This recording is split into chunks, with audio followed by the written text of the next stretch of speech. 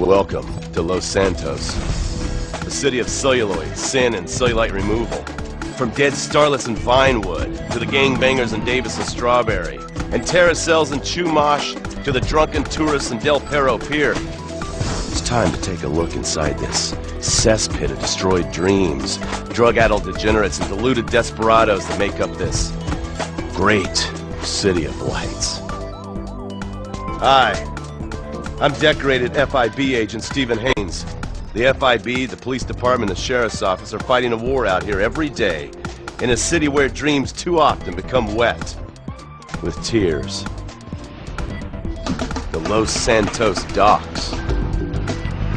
This is where it all begins. The second largest port in the world, the great orifice of American capitalism.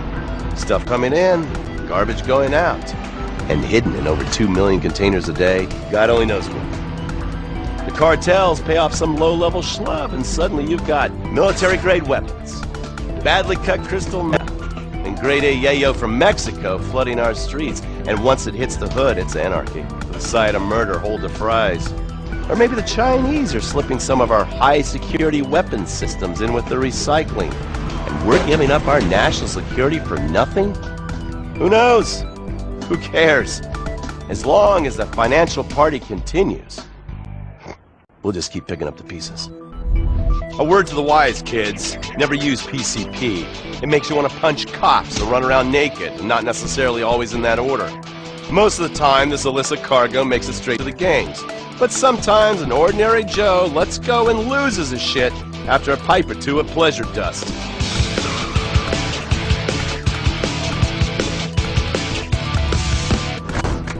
The Vagos. Bloodthirsty Chicanos with a predilection for pain, papaya juice, and spicy plantains. They're one of the largest Mexican street gangs in the city, with rumored connections to several major mafias.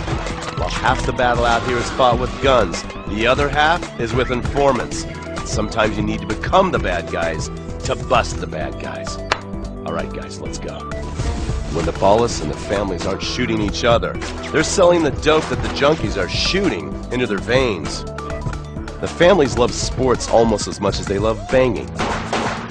Flashy, arrogant, competitive, and aggressive, they are lifelong bitter enemies of the ballas.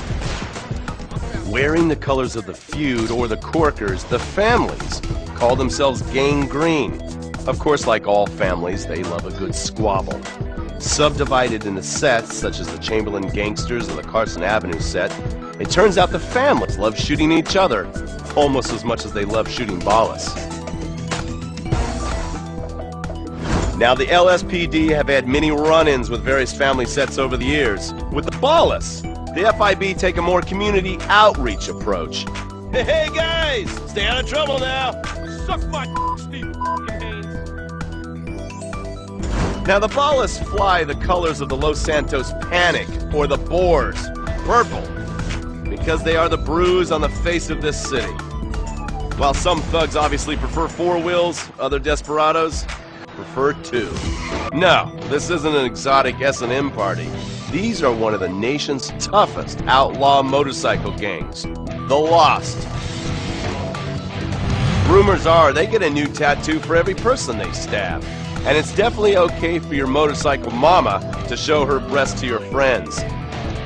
The FIB has been tracking the Lost for years. We've jumped from coast to coast and have spent more time in the Midwest than a tornado spotter. When they're not running meth, they're smoking it. Or so I hear, a dangerous new drug on the streets called toilet cleaner. And believe me, your toilet will be cleaned after you've smoked some of it.